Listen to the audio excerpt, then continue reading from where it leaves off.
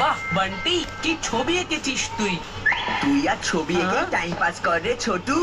কাল আমার বার্থডে রে, তাই প্রতি বছরের মতন এবারও আমার ভান্ডার ভেঙে একটা দারুণ গিফট কিনবো, যেটা খুব স্পেশাল। বার্থডে তো শো অফ কেন করছিস? খুব এসেছে স্পেশাল গিফট নিতে।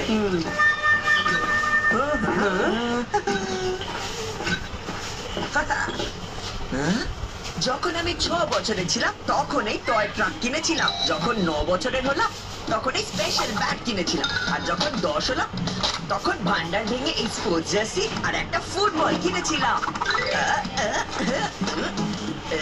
এই বছর আমার গিফটের গাড়ি এগিয়েই চলবে। আমি অলরেডি ভেবে ফেলেছি কি কিনবো, শুধু এই ভান্ডারটা ভাঙার দেরি। আমার বার্থডে তো 8 মাস পরে আসবে। একটা ভান্ডার ভাঙার জন্য আমি 8 মাস অপেক্ষা করতে পারবো না। আমাকেও এক্ষুনি একটা গিফট কিনতে পুরো কার্টুন দেখাম তারপরে এটা করতেই হবে। এবার ভাঙবো ভান্ডার আর পূর্ণ হবে আমার সব স্বপ্ন। আরে 1 মিনিট দাঁড়া। ইয়া! আরে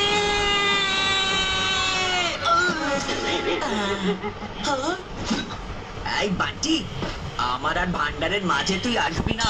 মাঝে না, কোনায় কোনায়। যখন তুই ভান্ডারটা ভাঙবি তখন সারা জীবনের জন্য টাকাগুলো একেবারে কোনায় কোনায় ছড়িয়ে পড়বে, আর সেগুলোকে কালেক্ট করতে করতে তোর বার্থডেটা কখন যে পার হয়ে যাবে তুই ধরতেও পারবি না। বান্টি কথাটা তো ঠিকই বলেছে, প্রতি বছর ভান্ডারের সাথে এই সমস্যাটাই হয়, কিন্তু ভান্ডার না ভাঙলে পয়সা বার করবো কি করে?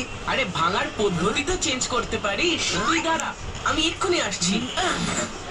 বান্টির কথাটা তো ঠিকই, কিন্তু ওকে ক্রেডিট দিলে আমার মাথার উপরে নাচ করবে।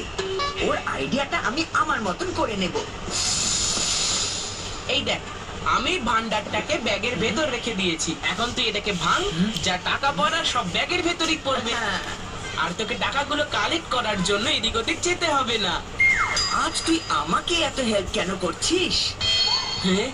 তোর বার্থডে আসছে না, এটা আমার তরফ থেকে অ্যাডভান্স গিফট। ঠিক আছে ঠিক আছে। এবার চিকু ভাঙবে ভান্ডার আর শুরু হবে আমার গুড লাক, কারণ ব্যাগের ভেতর ভান্ডার চিকুর না, আমার। আমি মাম্মিকে বলে দেব যে চিকু ভুল করে আমার ভান্ডারটা ভেঙে ফেলেছে। এবার ভাঙার পর তো সেই ভান্ডার আর জুড়বে না, তার মানে সব টাকা তখন আমি পেয়ে যাব, আর সেটা দিয়ে আমি বার্থডের অনেক আগে বার্থডে শপিং করে নেব।